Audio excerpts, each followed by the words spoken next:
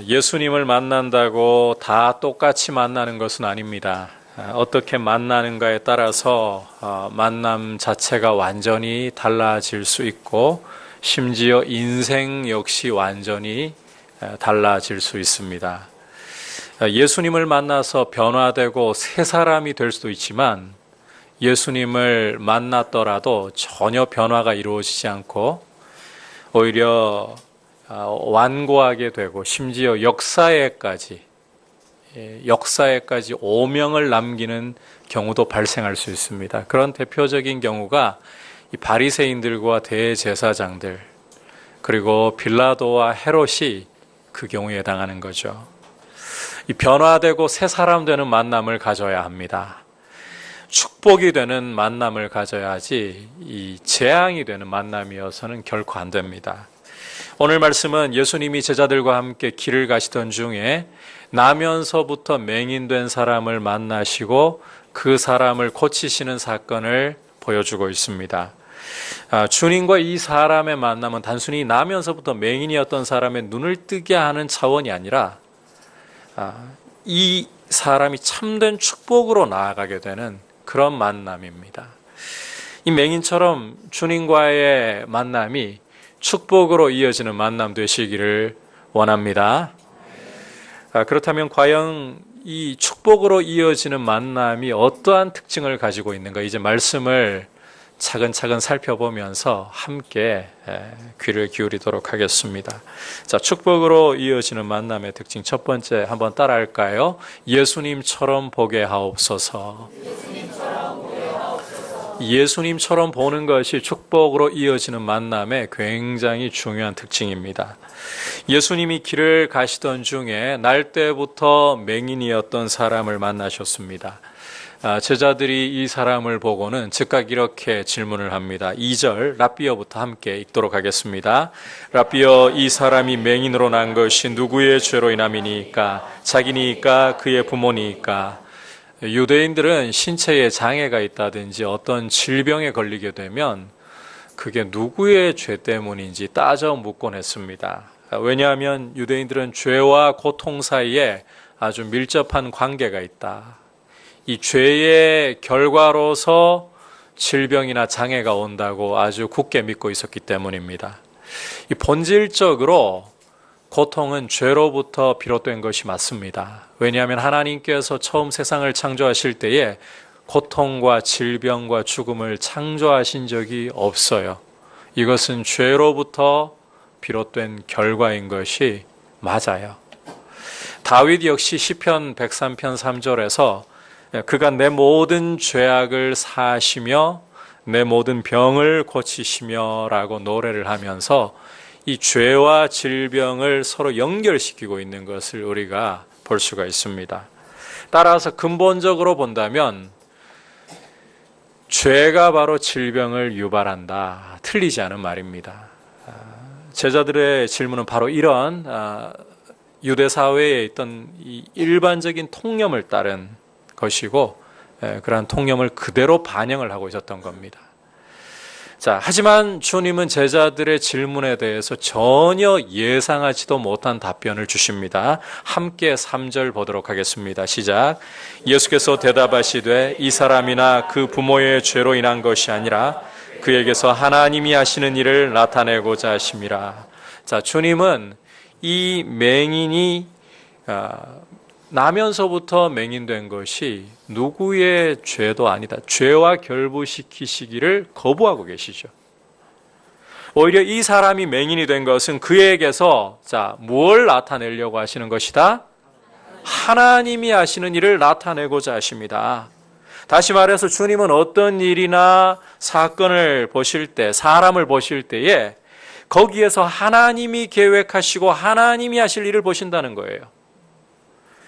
이 주님 보시는 것과 제자들이 보는 게 참 다르다는 거죠.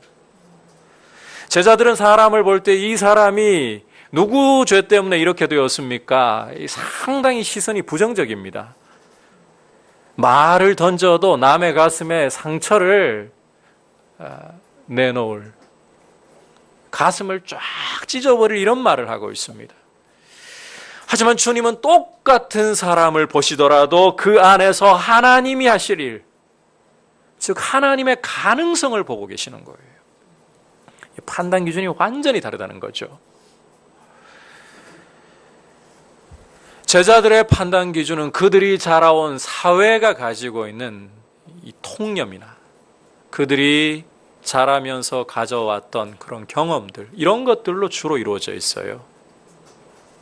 그러다 보니까 어떤 일이나 사람을 판단할 때 객관적이고 공정하지 않고 주관적으로 쉽게 함부로 판단하고 함부로 말을 던져버리는 것입니다. 중요한 것은 이런 말이, 여러분, 사람의 이 판단이라는 것은 그냥 마음에 안 머물러 있거든요. 이 반드시 말로 나와요.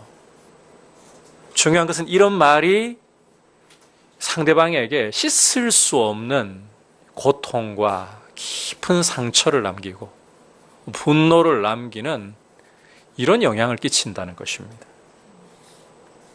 이 관계가 깨어지고 교회가 어려움을 겪는 많은 경우, 아니 거의 절대 다수라고 해도 과언이 아닌데, 그런 경우들을 보면 함부로 판단하고 함부로 말을 쏟아놓기 때문인 거예요.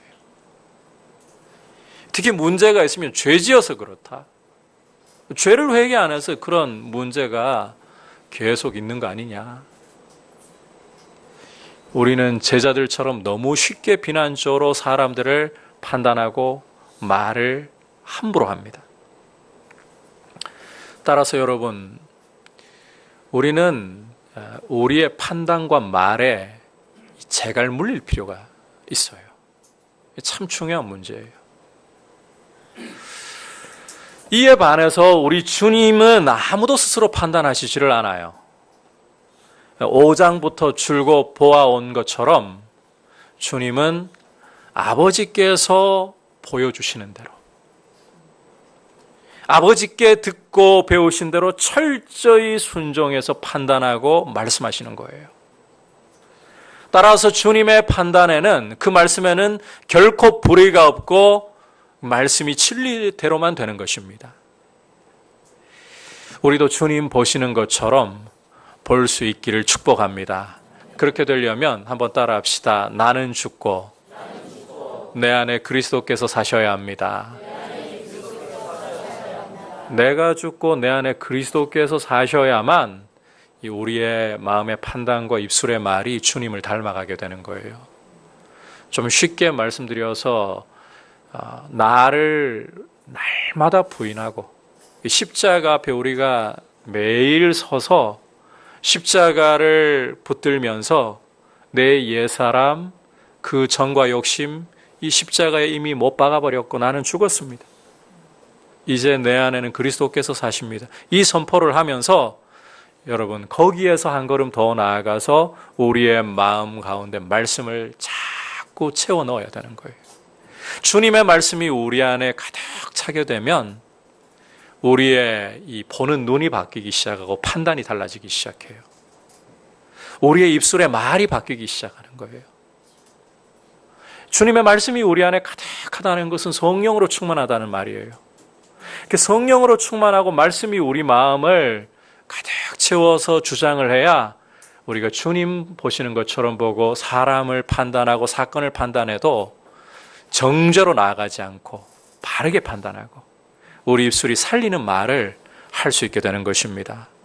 여러분, 이렇게 하지 않으면 우리는 절대로 우리의 판단과 말의 재갈을 못 물려요. 야고보 장로님이 하시는 말씀을 우리는 항상 귀를 기울이고 있어야 돼요. 공중의 새며 들의 짐승이며 심지어 바다의 물고기도 다 사람이 길들일 수가 있는데 절대로 능히 길들일 수 없는 한 가지가 있다. 그게 뭐라고 말씀합니까? 바로 우리의 이 새치혀입니다. 이 혀는 마음에 가득 채워 있는 이 선과 악으로부터 말을 내는 거거든요.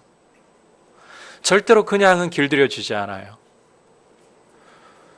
우리 자아가 깨어지고 우리 안에 성령께서 충만하게 말씀으로 우리 마음을 가득 채워야 성령께서 우리를 다스리시고 판단과 말이 주님을 닮아가게 되는 거예요. 여러분, 우리가 주님 보는 대로 함께 따라서 볼 수 있기를 축복합니다. 그리고 우리의 판단과 말이 주님을 닮아갈 수 있기를 축복합니다. 이런 모습으로 함부로 판단하지 않고 함부로 말하지 않고 주님 보시는 대로, 주님 판단하시는 대로, 주님 말씀하시는 대로 닮아가는 이런 모습이 있는 것이 주님을 참 복되게 만난 모습의 특징이에요. 여러분, 이 모습으로 주님 안에서 이 복된 만남을 가진 모습으로 서 계시기를 축복합니다. 두 번째로, 자, 축복으로 이어지는 만남의 특징 따라합시다. 예수님처럼 순종하게 하옵소서. 축복으로 이어지는 만남의 주요 특징 중에 또 하나가 바로 예수님처럼 순종한다는 거예요. 만남 속에 이 순종이 있다는 겁니다. 자, 주님이 이제 맹인에게서 하나님이 하시고자 하는 일을 나타내려 한다, 이렇게 말씀을 하셨는데, 과연 어떻게 이렇게 하나님 하실 일을 나타내려고 하시는 걸까? 자, 그 전에 우리가 4절을 보면 주님은 갑자기 제자들에게 때가 아직 낮이기 때문에 하나님의 일을 해야 한다. 밤이 오면 아무도 일을 할 수 없으니까 이 낮에 일을 해야 한다라고 말씀을 갑자기 하시거든요. 자, 주님이 맹인을 만나신 시간이 밤일까요, 낮일까요? 우리 시대야 길거리에 이 가로등이 있고 또 광고판도 굉장히 밝게 빛나고 있고 거리가 어둡지를 않아요. 밤에 만나셔도 충분히 사람 알아보시고 고치시고, 하지만 고대에는 이 밤에 특별한 일 없으면 잘 안 돌아다닙니다. 완전히 칠흑같이 깜깜하니까. 주님이 길 가시다가 이 맹인 만나셨다. 이 맹인도 구걸하고 있던 상황이라는 거잖아요. 낮일까요, 밤일까요? 낮이라는 거죠. 이렇게 낮에 이 사람 만나가지고 지금 하나님 하실 일을 나타내려고 하신다면 굳이 때가 낮음에 이런 말씀하실 필요 자체가 없을 것 같은데. 자, 그러니까 주님이 말씀하신 이 낮이라는 것은 물리적인 시간상으로 낮이 아니라는 거예요. 그러면 무엇이냐? 자, 이것은 주님이 세상에 계시는 동안을 가리킵니다. 주님이 제자들과 함께 계시는 동안을 가리킵니다. 왜냐하면 5절 보시면 내가 세상에 있는 동안에는 무엇이라고 말씀하십니까? 세상의 빛이라. 자, 이처럼 주님이 세상의 빛이 되시기 때문에 세상에 계시는 동안에 이 빛이 비치고 있는 거죠. 이 시간이 낮이라는 거예요. 주님이 낮이라고 하는 말씀 이해되시겠죠? 자, 주목할 것은 맹인에게 하나님 하실 일을 나타내신다고 하면서 지금 이 낮에 대해 말씀하고 계시고, 당신이 그 낮을 만드시는 세상의 빛이라, 이 말씀하셨다는 거예요. 그렇다면 이제 주님이 하실 일, 하나님의 일을 나타내실 일은 보는 것과, 세상의 빛이신 분을 밝히 보는 것과 관련이 있구나, 충분히 생각하실 수가 있겠죠. 아니나 다를까 6절 7절 보시면 실제로 이 맹인의 눈을 밝히고 계십니다. 함께 말씀 6절 7절 보겠습니다. 이 말씀을 하시고 땅에 침을 뱉어 진흙을 이겨 그의 눈에 바르시고 이르시되 실로암 못에 가서 씻으라 하시니, 실로암은 번역하면 보냄을 받았다는 뜻이라. 이에 가서 씻고 밝은 눈으로 왔더라. 자, 우리가 이 맹인을 주님이 고치시는 과정을 주목해서 좀 볼 필요가 있는데, 어떻게 고치고 계신가요? 말씀 후에 주님이 갑자기 입에다가 침을 쫙 고으시더니만 흙에다가 퇴. 이 침과 흙을 섞어가지고 이 진흙을 이겨서는 맹인의 눈에다가 쫙 펴 바르시는 거예요. 갑자기 뭘 하시는 거죠? 화장이 필요한 건가? 그러더니 벌써 지금 좀 역겹다는 표정으로 보시는 분도 계시는데, 실로암 못에 가가지고 씻으라. 이상합니다. 주님은 말씀만으로도 죽은 자를 살려내십니다. 말씀만으로도 귀신을 쫓아내시고 어떤 병도 다 고치실 수가 있습니다. 그런데 자, 침을 잔뜩 뱉어가지고 진흙을 이겨가지고 사람 눈에다가 쫙 펴 바르시고, 보입니까 안 보입니까 이 사람이? 안 보이니까 실로암까지 가기가 쉽습니까 어렵습니까? 어려운데 굳이 실로암까지 가서 씻으라. 왜 이렇게 하시는 걸까요? 학자들 중에는 이 당시에 사람들이 그런 믿음을 가지고 있는 경우가 종종 있었다 그래요. 침에 특히 눈과 관련해서 병을 고치는 효력이 있다. 예수님 침에 병을 고치는 효력이 있다면, 자, 예수님 사역 어떻게 하셨을까요? 퇴 이러면서 사역을 하셔야지. 그리고 우리가 복음서를 읽어보더라도 복음서 전체에 걸쳐서 이 병자를 고치시면서요, 이 눈먼 자를 고치시면서 침을 사용하신 경우는 딱 2번밖에 없어요. 마가복음에 1번, 그리고 오늘 본문에 1번. 이게 침과 치료의 효력을 굳이 중요하게 연관시킬 필요가 없다는 말입니다. 아니면 실로암, 굳이 실로암으로 보내셨잖아요. 이 실로암 물에 그 눈을 뜨게 하는 무언가 이런 효력이 있는가?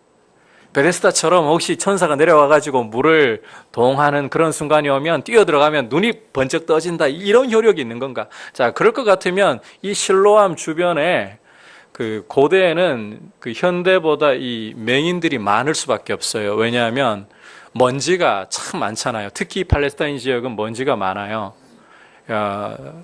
그러니까 여러 가지 백내장이라든지 그 후천적인 이 눈병 때문에 맹인이 되는 경우들도 적지 않거든요. 따라서 실로암 주변에 맹인들이 쫙 둘러 그 진치고 있어야 정상일 거예요. 만약에 실로암 물에 그런 치료의 효력이 있다면. 실로암 물도 특별한 효력이 있는 게 아니라는 거예요. 자, 그렇다면 주님은 이 맹인을 고치실 때 그냥 말씀으로만 하시지 않고 왜 굳이 이런 번거로운, 이 맹인에게는 실로암까지 가야 되는 이런 귀찮은 일을, 어려운 일을 시키시면서 이 사람을 치료하시는 건가? 자, 7절을 여러분께서 다시 보시면 요한이 말씀 중간에다가 이 괄호를 써가지고 실로암의 뜻이 무엇인지를 설명을 하고 있죠. 자, 이 실로암이라는 말은 원래 히브리어 실로아를 헬라어로 음역을 한 건데 뜻이 보냄을 받았다. 자, 무슨 뜻이라고요? 보냄을 받았다, 이런 뜻이에요. 자, 강조하고 싶은 것은 사도 요한이 지금 괄호를 써서 일부러 이걸 설명하면서 보냄을 받았다는 사실에 주목하라는 겁니다. 보냄을 받았다. 다시 말해서 예수님은 하나님 아버지께서 보내신 분이시다. 예수님은 하나님께로부터 보냄을 받으신 분이다. 이 사실을 독자들이 주목하게 하려고 한다는 거예요. 자, 맹인의 눈을 뜨게 하실 때 왜 굳이 침을 뱉어 진흙을 이겨서 그 사람 눈에 바르셨는지, 왜 굳이 그 상태로 실로암까지 가서 씻으라고 하셨는지, 이 방법이 중요한 게 아니라는 겁니다. 그보다는 예수님이 하나님께로부터 보내심을 받은 분이기 때문에 예수님 자의로 어떤 일을 하시거나 말씀하는 것이 절대로 없다. 오히려 이걸 주목하라는 거예요. 예수님은 철저히 보냄을 받은 분으로서 보내신 하나님 아버지께 순종하고 계시다. 이걸 오히려 주목시키고 있는 거예요.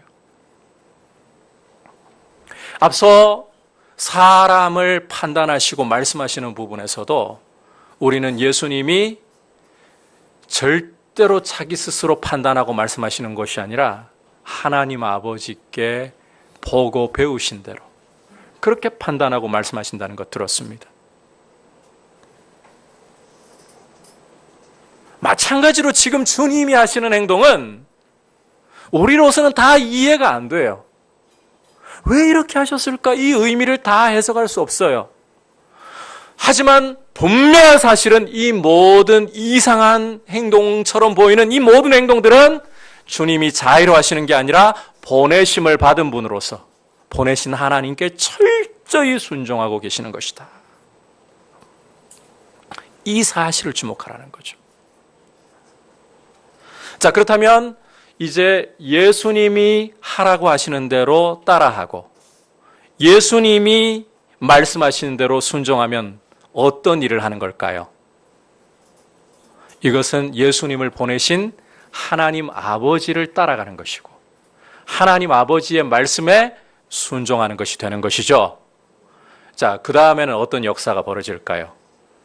자, 이제 7절 끝부분에서 보는 것처럼 하나님의 능력과 역사를 경험을 하게 되는 것입니다. 우리가 뒤에서도 잠시 보게 되겠고 이 부분 중요하기 때문에 그 다음 시간에 구체적으로 더 보게 되겠지만 이 나면서부터 맹인된 사람이 눈 뜨는 것 이것은 더 중요한 의미를 갖고 있어요. 그냥 눈 떴다 할렐루야 이게 아니라 그보다 훨씬 더 중요한 의미를 갖고 있어요. 단지 물리적인 눈뜸이 아니라 차원이 다른 문제라는 거죠. 자, 그래서 다음 시간에 이 부분 좀 더 구체적으로 다루고요. 우선적으로 주목해야 할 중요한 사실은 이거예요. 예수님이 어떤 형식을 가지고 치료를 하셨는가 보다 아버지의 보냄을 받으신 분으로서 철저히 아버지께 순종하셨다. 그 치료하는 방식까지도 철저히 아버지께 순종하셨다. 그리고 이 예수님의 말씀대로 순종해서 따라갔더니 맹인은 눈을 뜨게 되었다는 것입니다. 순종에서 순종으로 이어지는 이 과정이 너무너무 중요하다는 거예요. 순종이라는 단어를 여러분 주목하셔야 되는 거예요. 여러분, 하나님이 하고자 하시는 일은 실패 없이 반드시 이루어지고야 맙니다. 하지만 하나님께서 어떤 일을 이루실 때에는 잘 들으셔야 돼요. 순종이라는 통로를 사용하셔서 그 일을 이루기를 굉장히 기뻐하신다는 거예요. 우리가 요한복음 2장에서 갈릴리 가나 혼인잔치에서 주님이 물을 포도주로 바꾸시는 장면을 볼 때도 이해 안 돼도 순종이라는 통로를 사용하시는 것을 볼 수가 있고 또 요한복음 4장에서 왕의 신하의 아들이 열병에 걸려 죽어가고 있을 때 그 아들을 고치실 때에도 말씀에 순종하는 것을 통해서 표적을 행하시고 역사를 나타내시는 것을 볼 수 있고 오늘 바로 이 말씀 속에서도 이 맹인 굉장히 불편합니다. 안 보여가지고 실로암까지 가는 게 우리야 그냥 뭐 보이는 대로 따라가면 되는 거지만 이 사람에게는 쉬운 일이 아니에요. 그럼에도 불구하고 굳이 이름도 보내심을 받았다. 이 연못에 가서 씻으라. 예수님이 보냄을 받은 분이시고 철저히 아버지께 순종하는 분이라는 것을 나타내신과 동시에 이 보내심을 받은 분인 예수님께 순종하면 바로 하나님이 하시는 일을 경험하게 된다. 이걸 보여주는 거예요. 순종이 중요하다는 것입니다.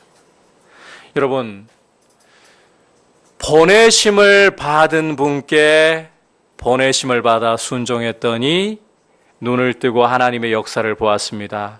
이것처럼 우리도 순종하시는 분께 순종을 드림으로써 하나님의 하시는 일을 볼 수 있기를 축복합니다. 그리고 이 순종에서 순종으로 이어지는 모습이 바로 축복으로 이어지는 만남의 굉장히 중요한 특징이라는 거예요.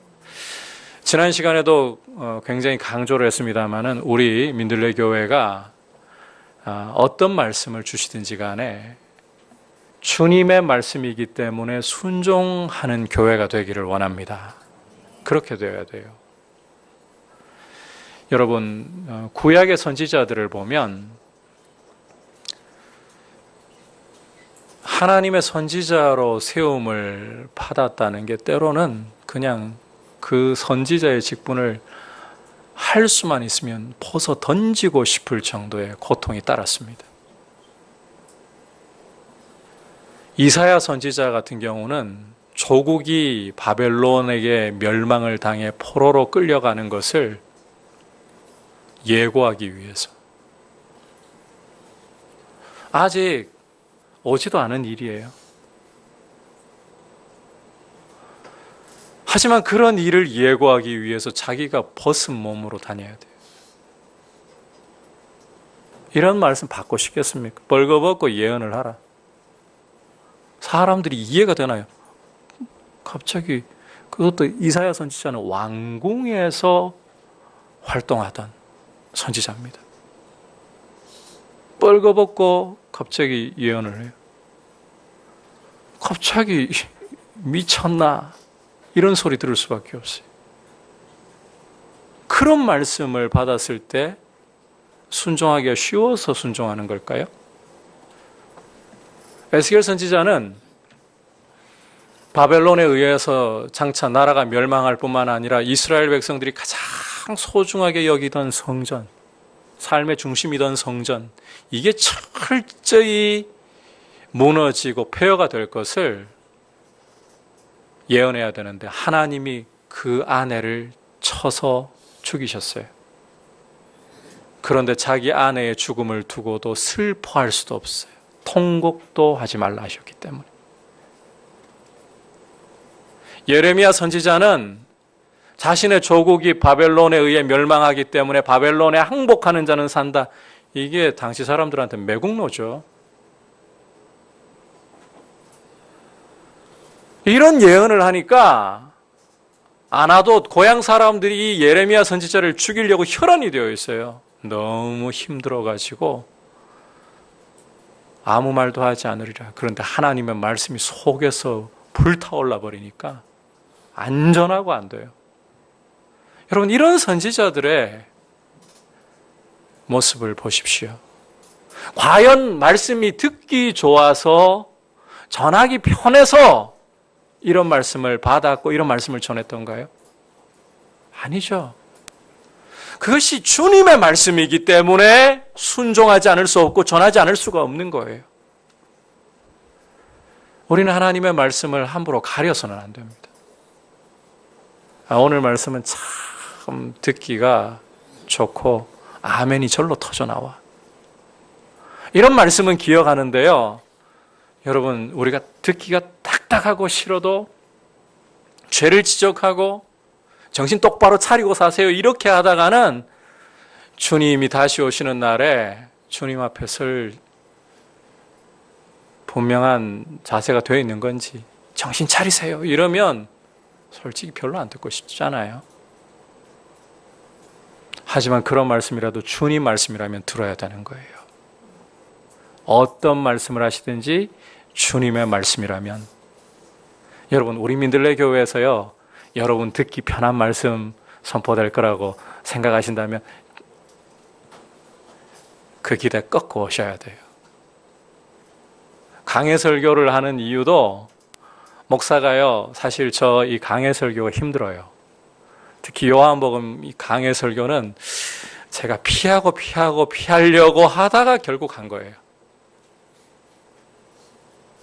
요한복음이 그 성경 중에 참 어려운 책이거든요. 강해 설교를 하는 이유가 사실 저도 본문 골라서 저한테 좀 편하게 맞춰서 설교하고 싶어요. 그럼 저도 설교하기도 쉽고 듣는 여러분도 더 편할 수도 있고. 그럼에도 불구하고 이 강해 설교를 이어가는 이유 중에 하나는 여러분 편하게 들으라는 게 아닙니다. 여러분 원하는 말씀 골라 들으라는 게 아닙니다. 주님이 말씀하시는 것을 우리가 따라 듣고 순종을 해야 되는 거죠. 그게 주님을 만난 참 축복으로 이어지는 만남의 모습인 거죠. 여러분, 듣기 좋은 말씀이 아니라 주님의 말씀이기 때문에 듣고 순종하겠습니다. 따라합시다. 순종. 이 순종이라는 단어가 정말 중요한 거예요. 오늘 말씀 속에서는 주님도 아버지께 보내심을 받아 철저히 아버지께 순종하고 계시고 이 맹인도 실로암에 보내시니 이해가 안 돼요. 지금 갑자기 눈에다가 이 진흙이 발려지고 그래서 퇴하는 소리가 들리더니 뭔가 뭐 쪼물럭쪼물럭 하는 것 같더니 눈에 갑자기 진흙이 발라지고 이해가 안 돼요. 왜 이러는 것일까? 뭐 그 당시 통념으로 그 치매 치료한 능력이 있다니까 치료를 하시는 걸까? 근데 그냥 치료하시지 실로암까지 이해가 안 돼요. 하지만 아버지께 순종하신 분께 보냄을 받아 순종했더니 눈이 밝아지고 역사가 일어나는 거예요. 하나님의 역사가. 여러분, 우리 민들레 교회가 주님의 말씀에 순종하려고 할 때 그때부터 하나님의 역사를 보는 교회로 서게 되는 줄 믿습니다. 우리는 하나님의 역사를 보는 교회가 되려고 해야 돼요. 잘 나가고 성공하는 교회가 아니라 하나님의 역사를 보는 교회가 되려고 해야 돼요. 그리고 그것이 축복으로 이어지는 만남을 가진 친구입니다. 이런 모습으로 서 계시길 축복합니다. 마지막으로 축복으로 이어지는 만남의 특징 따라합시다. 진리의 증인 되게 하옵소서. 축복으로 이어지는 만남은요, 진리의 증인으로 서는 이런 특징을 갖고 있어요. 자, 이제 8절, 9절 보시면 이웃 사람들과 전에 그가 거린이었던 것을 보았던 사람들이 서로 수군거리기 시작합니다. 분명히 저 사람 나면서부터 맹인이었는데? 아니, 맹인으로서 길거리에 앉아가지고 구걸하면서 생계를 연명하고 있었는데? 그런데 보니까 눈이 떠졌어요. 밝히 보고 있어요. 에이, 설마 그 사람 아니겠지. 서로 이렇게 수군거리기 시작하니까 이걸 듣고서 이 맹인이 다른 사람 아니라 내가 바로 그 맹인이에요. 그렇게 자기를 밝히고 있죠. 자, 이 말을 듣고는 더 충격받은 사람들이 그러면 당신 눈이 어떻게 떠졌어? 그때 이 사람이 뭐라고 대답을 하는가? 11절 함께 보겠습니다. 시작. 대답하되 예수라 하는 그 사람이 진흙을 이겨 내 눈에 바르고 나더러 실로암에 가서 씻으라 하기에 가서 씻었더니 보게 되었노라. 자, 이 사람은 자기에게 일어났던 일을 그대로 이웃 사람들에게 또 자기를 알아보는 사람들에게 진술하고 있어요.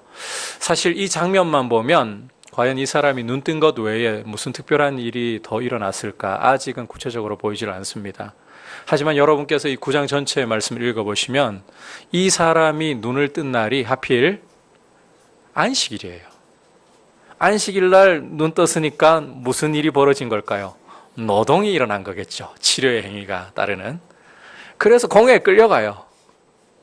자, 공회에 끌려가지고 신문을 봤는데 이 당시 분위기가 어떤가 하면 예수를 그리스도라고 시인하는 자는 누구든지 상관없이 유대교에서 출교해버리겠다. 이게 딱 분위기로 잡혀있는 상태예요. 그런데 이 사람이 그런 분위기를 알면서도 이상하다. 태초로부터 나면서 맹인된 사람의 눈을 뜨게 했다는 이야기를 들은 적이 없는데 나를 고친 분이 하나님께로부터 오신 분 아니고 도대체 누구란 말인가? 공회에서 그렇게 말을 해버립니다.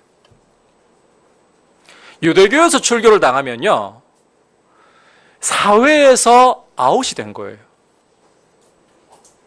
세리와 죄인들과 같이 취급당하는 거예요. 장사를 하려고 해도 여러분, 사회에서 아웃, 같이 거래를 합니까? 안 합니까? 안 합니다. 길 가다가도 이런 사람 딱 보는 순간에요, 에이 더럽다 캐 하고 돌아서서 가버립니다. 이런 일을 당하는 거예요. 하지만 이 사람은 그런 불이익을 당할 것을 알고도 예수님이 하나님께로부터 오셨다는 것을 부인하지 않습니다. 진리를 증언하고 있는 거예요. 이게 이 사람에게 일어난 진짜 중요한 변화라는 거예요. 눈을 뜬 것이 중요합니다. 하지만 이보다 더 중요한 것은 눈을 뜨고 만 것이 아니라 이 사람이 진리를 경험하고 그 진리의 증인이 되었다는 것입니다.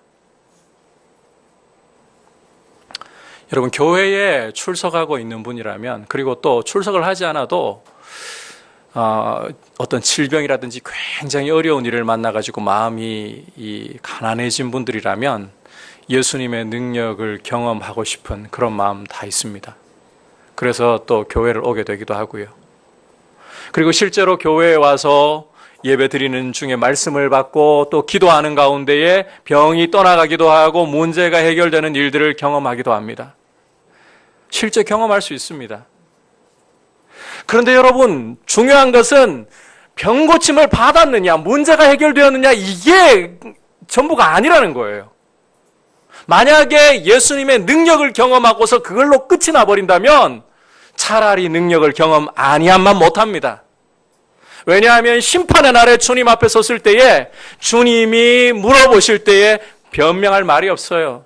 더 큰 심판과 책망의 원인이 되기 때문이에요. 정말 중요한 것은 믿음에 이르고 예수님을 증언하는 사람으로 변화되는 거예요. 아니, 뭐 이렇게 믿든 저렇게 믿든 잘 되면 그만 아닙니까? 어떻게 믿든 뭐 이렇게 믿든 저렇게 믿든 잘 되고 봐야 되는 거 아닙니까? 여러분, 이것은 참된 믿음이 아니라 다원주의나 다름없는 것이고요, 세속 종교의 구호이고 특징일 뿐입니다. 제가 한 번씩 그런 말씀을 드렸잖아요. 저는 생애 머리 털라고 처음으로 갓바위에 한번 몇 년 전에 등산을 했었는데, 갓바위 정상에서 참 그 장면이 지금도 제 눈에서 여전히 떠나지 않고 아른거려요. 정상에 올라가가지고 보니까 그 불상 앞에, 돌로 된 불상 앞에 사람들이 여러 명이 머리를 조아리면서 기도를 하고 있어요. 소위 도끼 기도. 이렇게 머리를 이렇게 하면서. 와, 그런데 공간이 좁으니까요, 저희가 그 앞을, 기도하는 앞을 지나가는데 눈도 안 떠요. 자세 하나 안 흐트러져요. 계속해서 뭘 기도하는지는 모르겠지만 뒤에서 사람들이 이 갓바위 정상에 올라와서 땀을 식히고 있는 사람들이 뭐라고 이야기를 나누어도 아랑곳하지를 않아요. 계속해서 기도를 그렇게 하고 있어요. 대단한 열심으로 기도하고 있는 거죠. 여러분, 예수를 안 믿는 사람들은 요새는 예전처럼 잘 못하지만 철야 기도, 통성 기도하는 거 보면 놀래고 학을 떼고 미쳤다 할 정도의 열심으로 보는 거거든요. 열심이 아니라 특심이더라고. 자, 그러면 이제 한번 여쭤볼게요. 만약에 우리의 금식이나 철야나 통성 기도가 하나님이 대상이 아니라면, 자, 갓바위에서 그렇게 기도하는 것과 무슨 차이가 있습니까? 도대체 차이가 뭐죠? 없는 거예요. 여러분, 어떻게 믿든지 잘 되면 그만이 아닌 겁니다. 참된 믿음은 예수님의 능력이 아니라 예수님 그분을 바라보는 것이어야 합니다. 여러분, 예수님의 능력은 경험했는데 예수님을 만나지 못하면 결국은 예수님을 이용하고 예수님을 떠나요. 그것은 축복이 아니라 재앙인 거예요. 예수님의 능력을 이용하려고 하는 것이 아니라 예수님 그분을 인격적으로 만나고 그분을 사랑하고 그분을 경배하고 그분을 우리의 삶을 통해서 증언하는 것, 말씀에 순종해서 살아가는 것이 그분을 증언하는, 진리를 증언하는 중요한 모습 아니겠어요? 특히 우리가 살고 있는 이 대한민국의 현실은 삶으로 진리를 증언해야 돼요. 예수쟁이들 말 참 잘한다 그러지 못한다 말 안 듣습니다. 오죽하면 예수쟁이들은 물에 빠져도 입만 동동 뜬다라고 하잖아요. 그만큼 말은 잘해요. 복음의 능력은 말로 되는 게 아니에요. 입술로도 증언해야 됩니다. 이걸 또 빠뜨리면 안 돼요. 입 꼭 다물고 행동으로만 그러지 마시고 우리의 입을 열어서 말을 해줘야 뭘 믿는지 알 거 아니에요. 더 여러분 지금 중요하게 여기셔야 될 것은 이익을 따져가지고 그렇게 이익이 되면 그렇게 살아보고 그렇게 진리를 증언하고 이익 안 되면 별 볼 일 없네, 이건 진리를 믿는 태도가 아닙니다. 예수님의 능력이 우리에게 원하는 대로 나타나든, 사도 바울 같은 경우는요, 누구보다도 예수님의 능력이 많이 나타났던 분입니다. 에베소에서 사역할 때는 사도 바울의 몸에서 손수건만 가져다가 귀신 들린 자에게 올려놔도 귀신이 떠나갔습니다. 그런데 정작 당신은 주님께 육체의 가시가 떠나가기를, 간질이었다는 분도 있고 안질이었다는 분도 있고 정확히 모르지만 육체의 가시가 너무 힘드니까, 복음 전할 때 너무 거침돌이 되는 것 같으니까 제발 떠나가기를 3번이나 간절히 주께 구했는데 주님이 주시는 답변이 무엇이었습니까? 내 은혜가 너에게 족하다. 더 구하지 마라. 내 은혜가 너에게 족하다. 이는 나의 능력이 너의 연약함을 통해 오히려 더 온전하게 되기 때문이다.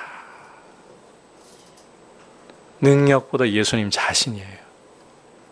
주님이 우리와 함께 하시면 이게 참 행복을 누리고 있는 굉장히 중요한 증거예요. 그런 가운데 주님이 능력도 여러분들에게 보너스로 나타내 주시길 축복합니다. 주님 잃어버리고 능력을 얻으려면 안 돼요. 주님을 얻고 그 가운데 주님의 능력도 맛봐야 되는 거죠. 이게 바로 주님의 능력을 제대로 아는 것이고, 이게 바로 주님과의 만남을 가져도 축복으로 이어지는 만남의 모습인 거예요. 진리의 증인으로서. 이런 축복된 만남을 여러분 늘 주님 은혜 안에서 더 깊이 가지시기를 축복합니다. 오늘 예수님이 제자들과 함께 길 가시다가 나면서부터 맹인된 사람을 치료하시는 이 표적을 통해서 축복으로 이어지는 만남이 어떤 특징을 갖고 있는가? 첫 번째로는 예수님이 보시는 대로 보는 특징을 갖고 있다 그랬죠. 우리의 마음의 이 판단과 입술의 말이 이 말씀으로 가득 채워져서 주님 닮아가는 모습, 이게 축복으로 이어지는 만남 속에 있어야 돼요. 두 번째로는 예수님처럼 어떤 단어를 강조했습니까? 순종하는 모습. 어떤 말씀을 주셔도 주님 말씀이니까 순종합니다. 마지막으로 진리를 이익이 되니까? 아니요. 불이익을 당해도 진리니까. 그렇게 삶을 통해 살아가면서 증언하는 이 모습, 이게 복된 만남을 가진 특징입니다. 이런 모습으로 주님 앞에 서시길 축복합니다. 같이 찬송 85장